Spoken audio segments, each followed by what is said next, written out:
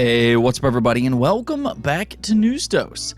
So for the last couple of months, we've been hearing a lot about PlayStation's Project Spartacus, which is this quote-unquote Xbox Game Pass competitor. Now, ever since that report came out by Bloomberg, I've been a little skeptical about what they were actually describing because their description didn't exactly fit the narrative. And, well, some more information seems to have come out online regarding Project Spartacus, and there might be a reason to be a little hesitant on what this service is after all, and I'll explain why here in just a little bit. Now, also a big Xbox exclusive might have leaked out online as well, and this is one that fans have been asking for years and years. It is coming from a fan favorite, so we're going to talk about that one as well.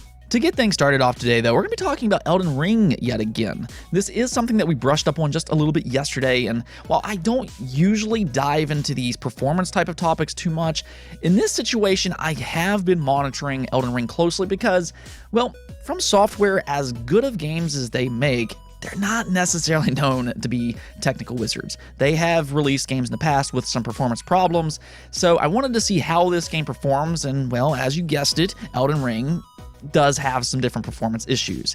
With that said, though, this game is still being described as a masterpiece, and a lot of people are obviously going to be picking this game up in the coming weeks, so really now the question becomes, especially for you multi-platform owners out there, which platform should you get Elden Ring on? And that's where Digital Foundry comes in, where they analyze just how well a game runs on each platform, and they did reveal the results here for Elden Ring.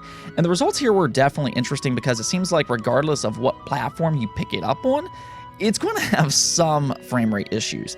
It's more or less your typical From Software launch, but really this entire Elden Ring performance situation kind of shows a very important technology, which we'll kind of get into here in just a moment. What Digital Foundry did reveal here, though, is that both the PlayStation 5 and the Xbox Series X, it runs between 45 to 60 frames per second. Now, they did say that the PlayStation 5 does maintain a little bit of a higher frame rate, but neither situation is ideal. However, what's so interesting about this is that if you do want a stable frame rate, both the Xbox and the PlayStation 5 has a solution, though done completely different. Now, if you do want to take advantage of the next generation hardware, it does look like the Xbox Series X will be the direction to take if you have a VRR TV. They did note that if your TV is capable of variable refresh rate, you will be able to smooth out the frame rate here on the Xbox Series X, which unfortunately, the PlayStation 5 does not support VRR. Really, I do think that this situation shows just how important VRR is and why Sony needs to make it a priority to support VRR going into the future. This is something that fans have been asking for a little while now, and it's really being showcased here with Elden Ring. Now, if you do want a steady frame rate on the PlayStation 5, there actually is a workaround here, and that's to play the backwards compatible version of Elden Ring. You can play the PlayStation 4 Pro version on the PlayStation 5, which will give you a steadier frame rate, but there will be the drawbacks of you won't have those next generation features. It's not the perfect solution, but it's still an option nonetheless. Either way, though, I do hope that From Software continues to work on Elden Ring to maybe improve the frame rate over time. Next up, Nintendo surprisingly acquired a new studio today. This was a little unexpected, especially with them here recently kind of scoffing at the idea of acquisitions, but it also fits in with their narrative saying that they need their studios to have that Nintendo DNA. In this situation, this studio very much has that Nintendo DNA. Here they did pick up SRD, which there's a very good chance that you've probably never heard of this studio before, but this is actually a studio that's been working with Nintendo for about 4 decades. They have mostly acted as a support studio and have worked on various Nintendo games over the years. They've worked on games like Zelda Breath of the Wild, Animal Crossing New Horizons, 1-2 Switch, and then most recently, they also worked on Game Garage Builder. So they've helped out with a lot of games, several of which are actually really good. So this is definitely an important studio for Nintendo. Either way, though, they've been a great partner for Nintendo for years and years, and while this is a little bit of a low-key acquisition here, it doesn't necessarily mean it's not important. This pretty much ensures that they'll continue to help out on Nintendo games going forward, and maybe they'll get a little bit more of a budget. They can create their own original IP. We'll kind of see about that whole situation, but it's great that they're kind of ensuring this partnership will exist for the foreseeable future. Let's go and talk about that quote-unquote PlayStation Game Pass competitor, though. We have heard a lot about this service in the last few months, especially after that big Bloomberg report. They did post a big article about this subject, and they titled it PlayStation Plans New Service to Take on Xbox Game Pass. And ever since that article came out, I have been very skeptical of that claim because what is being described in that article, it just doesn't fit the narrative. As I have continued to say, if you actually read what is stated in that article, it does not sound like an Xbox Game Pass competitor. What it sounds like is that they're basically combining PlayStation Now with PlayStation Plus, and that there's going to be some form of backwards compatibility with classic games. Now, we don't know if that's through streaming or if it's local backwards compatibility. That remains to be seen. But based off of what they're describing there, to me, it actually sounds more like Nintendo Switch Online, which offers classic games, than it does Xbox Game Pass, which the big draw for Xbox Game Pass has always been day one releases, especially with their first-party games. So when you say it's going to be an Xbox Game Pass competitor, that's the expectation. Now, interestingly enough, as we just talked about earlier this week, Sony is releasing a third-party game as a day one release into PlayStation Now, being Shadow Warrior 3. So it does seem like at the very least, they are willing to release these day one games, though in that situation, it is third-party. They still have not said anything about their own first-party games, which is definitely going to be important. However, a lot of the stuff that we're talking about so far is kind of old news. We've talked about this various times on the channel, but now we've gotten a little bit more details from Jeff Grubb, which has leaked out a lot of information over the last couple of years. And here over on Grubb Snacks, he actually talked a little bit about what he knows about Project Spartacus, and let's check out what he had to say. Is probably getting pretty close to this actually launching. Something's probably going to happen by the end of this month, and I don't think that necessarily means publicly. I think in terms of the internal milestone of where the service needs to be. He then goes on to talk about how Spartacus has 3 different tiers and says that right now they are called Essential, Extra, and Premium. The pricing, again, could be a placeholder, but the pricing is $10 a month for Essential, $13 a month for Extra, and $16 a month for Premium. For Premium, $16 a month, do you get full games? Not really, kinda. It's like EA Play. You get full game trials. I don't know if that's for every single game that comes out, but it seems like that. You also get classic games and streaming. None of the other tiers will have cloud streaming. You also get classic games. I don't know what classic games means, but I do know that it's a major part of this premium tier. So you have game trials, classic games, and streaming on this premium tier. For the extra tier, you get a downloadable game catalog. Anything on PlayStation Now that was downloadable seems like it would be in here. You don't get cloud streaming, but you do get 300 games you can download. Essential is PlayStation Plus with the monthly games, just like you know it today. So there you have it, and this is a lot of information to take in, with there being 3 different tiers here, which does line up with what Bloomberg had previously said. The first thing, though, that I want to kind of take a look at is what is not said here.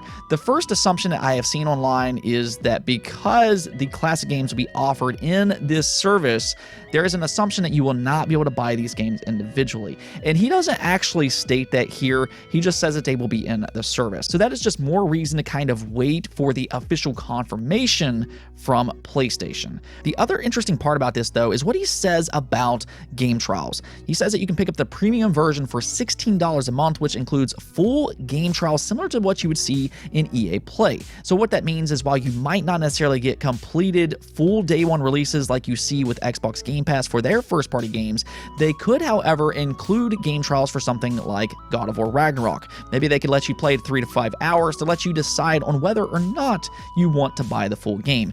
And that's fine and everything. This has always really been the big question when it comes to PlayStation. Would they actually commit to releasing their big first-party games into a subscription service like this day one? And while this does point to them possibly not doing that, I still think that this could be beneficial for certain games. As an example, with something like Returnal, where there was a lot of questions on whether somebody would like that game or not, it'd be nice to be able to play a pretty lengthy game trial, and maybe a subscription service like this could achieve that.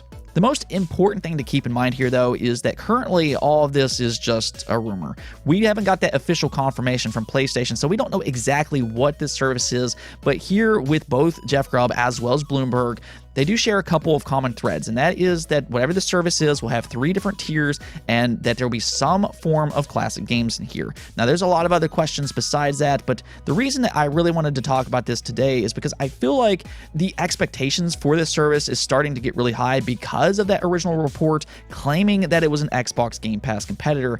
But again, from everything that's being described, and not just from Bloomberg, but also from Jeff Grubb here, it actually sounds more similar to Nintendo Switch Online.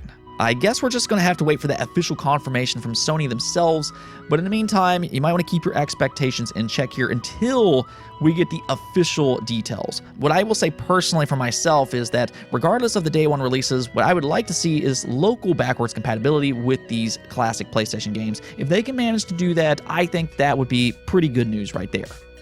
Now, we also have a fan favorite game to talk about here, and this is a game that fans have been requesting for a very, very long time, and that would be a Fallout New Vegas sequel. It's kind of ironic, but Fallout New Vegas is often viewed as the best Fallout entry in the entire franchise, and it wasn't actually developed by the Fallout studio, Bethesda, but instead it was actually developed by Obsidian Entertainment.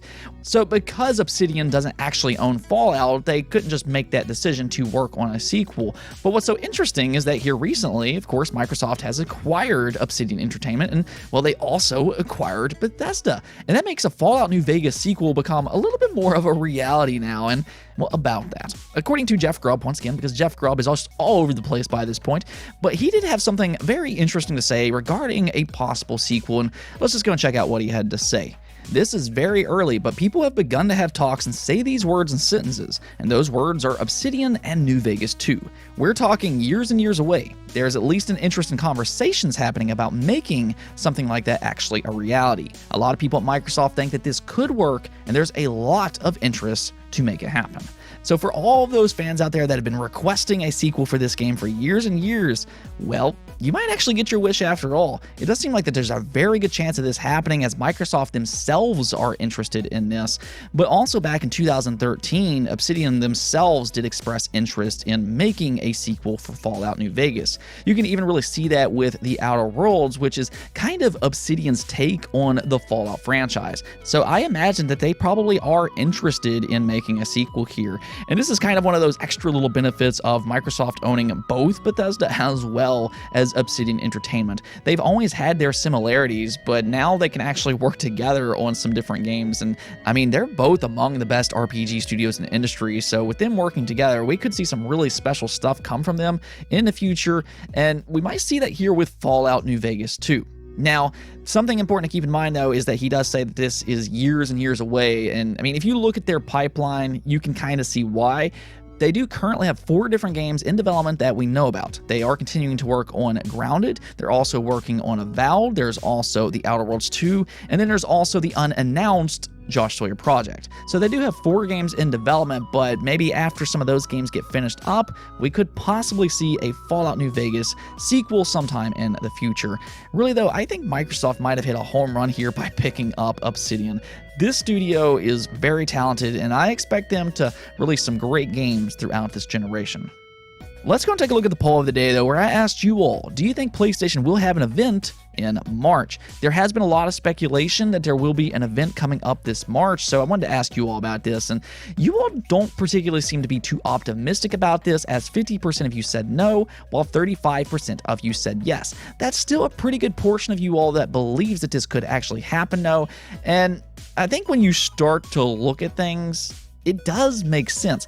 Now, I myself, I have no idea if it's going to happen or not, but at the same time, I'm not necessarily going to rule things out, because I do think it makes sense for PlayStation to have some type of an event rather soon. Now, whether it's in March, April, or a little bit beyond that, we'll kind of see, but if you start to look at things, it does make sense to have an event rather soon. One being after Gran Turismo 7, as I said yesterday, there's not really any release dates for any of their upcoming first-party releases. We still don't know God of War Ragnarok's release date as an example, so maybe they could reveal that sometime here soon, because their release plans are a little bit of a mystery. Then you also take a look at the rumored Project Spartacus. We did hear previously that that was going to be announced early in 2022, so that kind of lines up. There's also Final Fantasy 16. We've heard about that one being announced in spring, and that is a big exclusive title for PlayStation, so they could announce that sometime soon. And I'm sure that there's some other unannounced games that could be revealed here sometime soon, such as Twisted Metal. There's the Last of Us remake that we continue to hear about. I mean, there's Factions. That one's in development over at Naughty Dog, so there's plenty of unannounced things that could call for an event. So I'm going to hope that we get an event sometime here soon, but as always, we'll just have to kind of wait and see. It's all just speculation for the time being, but still, I'm going to have to cross my fingers for this one.